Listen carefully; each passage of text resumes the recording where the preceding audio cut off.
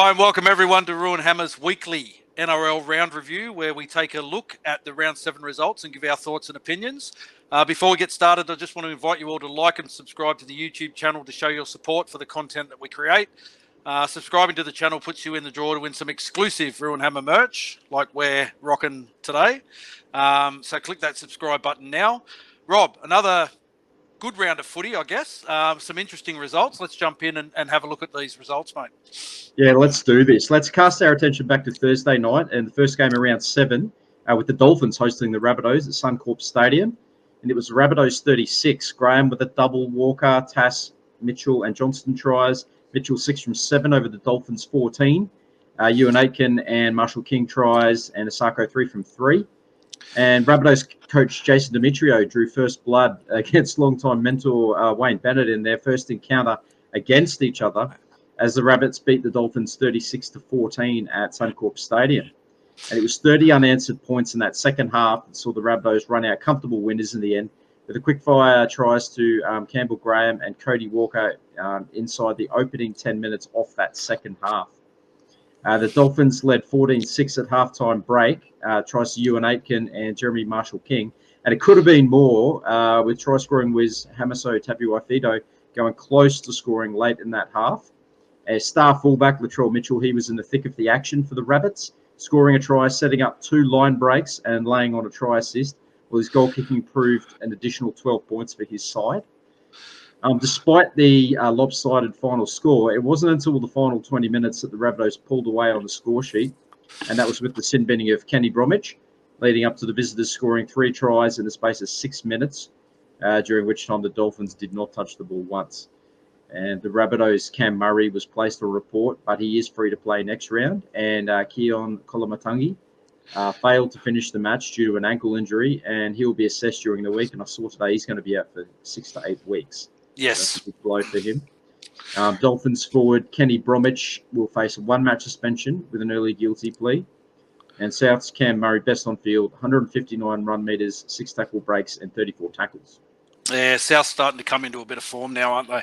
Yeah, they sure are. Friday night, 2 games on Friday night. The first was a real blockbuster with the Sharks hosting the Roosters at PointsBet Stadium. It was the Sharks 22. Moylan, Mulatalo, Brayley, Nikora tries. Hines 3 from 5 goals over the Roosters 12. Egan Butcher, Brandon Smith tries. Walker 2 from 2 goals. Mate, this was a pretty competitive opening 10 minutes from both teams, both trying to assert their dominance over the opposition. The Roosters, Nat Butcher, the latest in a long line of players sin bin for a hip drop tackle. And if recent suspensions are anything to go by, then he'll be spending a few weeks on the sideline. The Roosters, with poor discipline, giving away 7 penalties in the opening 20 minutes. A 60% share of possession and playing with a numerical advantage. The Sharks' first try coming courtesy of Matt Moylan in the 22nd minute. The Roosters' first real chance inside the Sharks' half resulted in points with a try to Egan Butcher whilst being still a man down. And then Brandon Smith with a customary burrowing run out of dummy half. He got the Roosters in front at halftime to spark the Sharks having all the attacking stats in their favour. Your mate Pre-Jack Mulatalo with his customary aerobatics scored in the corner to level the scores at 12-all early in the second half.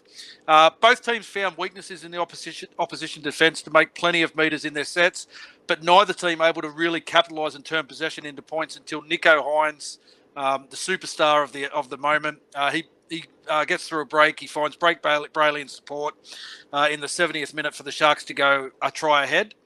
The Roosters' chances all but evaporated when Brandon Smith was sent to the sin bin with 5 minutes to go for a shoulder charge to Cameron McInnes's head. And Britton Nikora, he sealed the Sharks' victory with a late try after a Hamlin-Ueli charge, put the Roosters' defence under pressure. Sharks' $1 million man, mate, Nicho Hines, proving he's worth every cent the Sharks have spent to secure him long term. 190 run metres, 3 tackle breaks, 2 line breaks, 2 offloads, a try assist, and 551 kick metres. Absolutely mammoth stats for him. Victor Radley, he once again found himself in the sin bin to finish the game. You're joking. No, just for something different. The 8th sin binning in his short career. Mate, the Roosters, they were their own worst enemy in this one. 14 penalties conceded, 45 missed tackles, and the 3 sin bins. Nat Butcher, he's facing a 1-match ban with that early guilty plea for a grade 2 dangerous tackle. Yeah, very strong win there from the Sharks. Great one, great scalp for them to get this point of the season.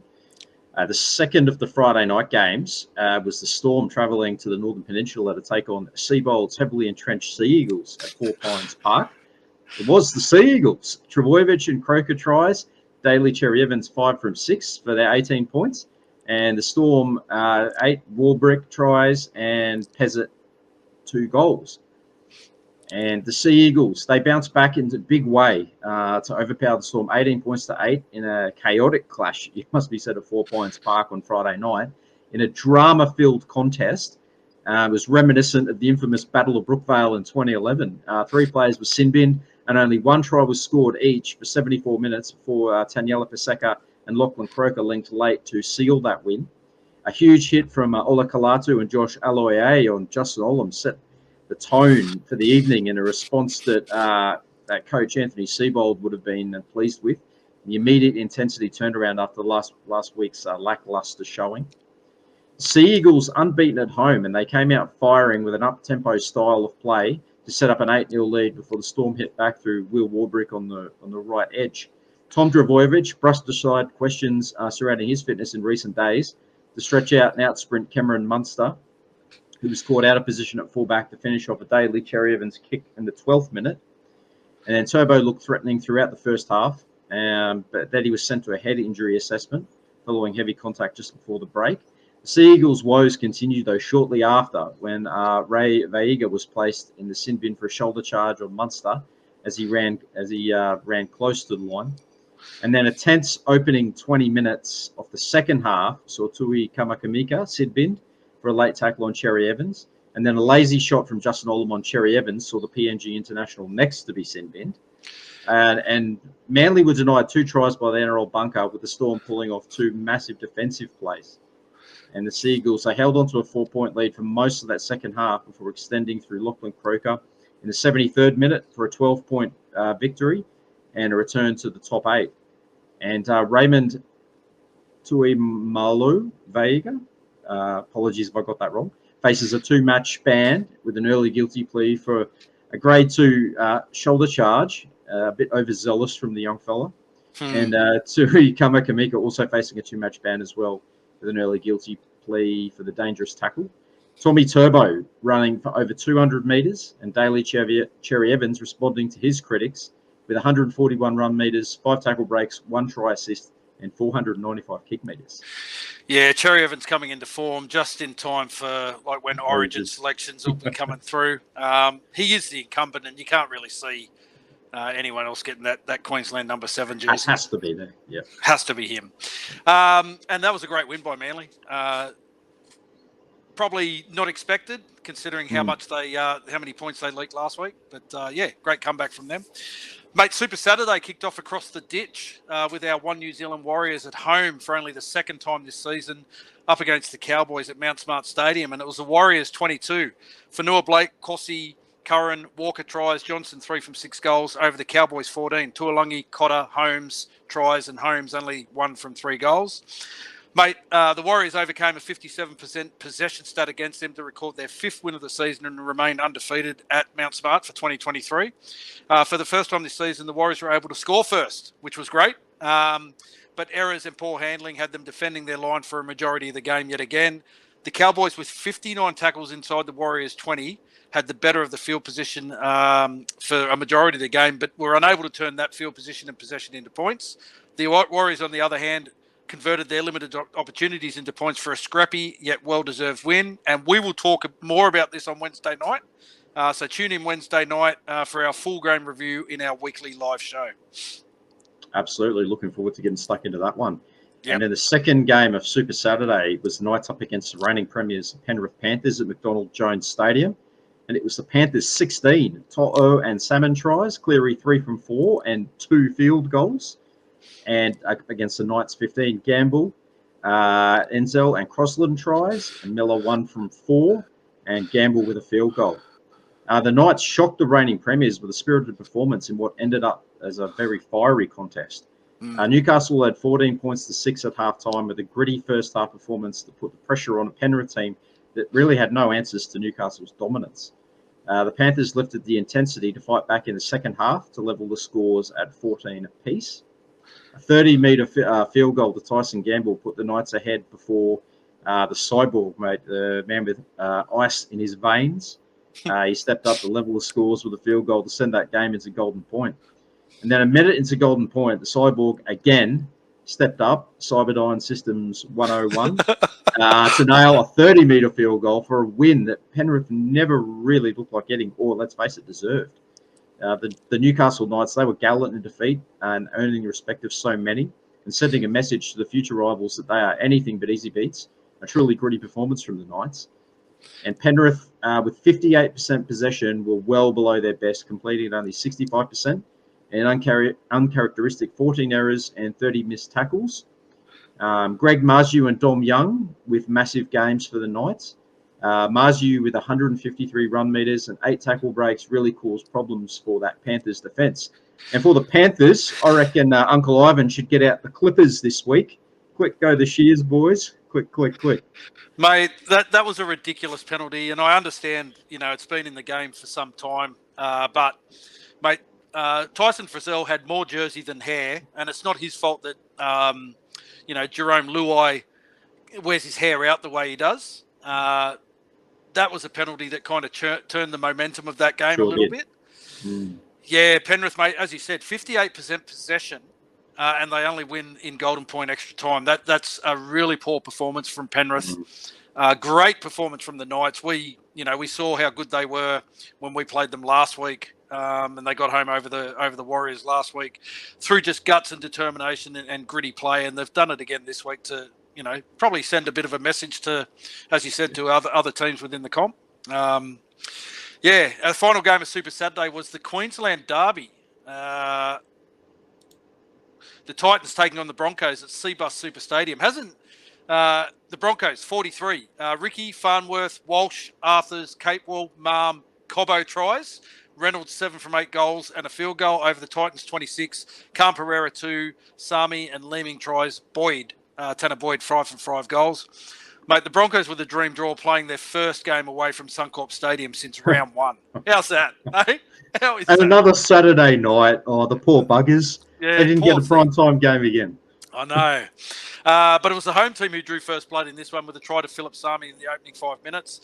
The Broncos hit back with a try to Jordan Ricky before the Titans rookie Cam Pereira put the Titans back out in front. The Broncos scored an opportunistic try just before half-time with Herbie Farnworth running 70 metres from a Reece Walsh charge down, to get the score back to within 4 points heading into half-time. And that was a real bit of momentum that changed the game. Yeah. Titans front rower Mo Fotuaika, he had a career-best first 40 minutes in that first half. He led the way for the Titans with 136 first-half run meters. The Broncos, with all the ascendancy in that second half, with converted tries to Walsh and Arthurs, they took a commanding lead. Gold Coast captain Big Tino, he was sin-binned for a professional foul, and the Broncos took full advantage of the extra man with tries to Capewell and Marm to extend their lead. A try to Cruz Leeming for the Titans put some respectability back in the score before Selwyn Cobbo scored late for the Broncos. Adam Reynolds, he kicked a field goal for the Broncos before Cam Pereira scored a late consolation try for the Titans. The Broncos win keeps them firmly entrenched on the top of the NRL ladder. Payne Haas, another huge game for the Broncos with 187 run meters, 50 post-contact meters, 5 tackle breaks, 2 offload, and 30 tackles. And how about that young find that the Broncos have unearthed this year at fullback, Reece Walsh? Where did they get him from? Amazing. They keep referring to him as a great find for the season. It's like we've always said, we basically gift wrapped him and sent him to the Broncos. But the Queensland Derby, no matter how the Titans are travelling, or the Broncos for that matter, it always produces plenty of points and a pretty good game. It was an entertaining one. Yeah, as a Queenslander, is that the real Queensland Derby? Because now there's 4 Queensland-based sides. Is that the one that they class as the real Queensland Derby, or is it the Broncos-Cowboys?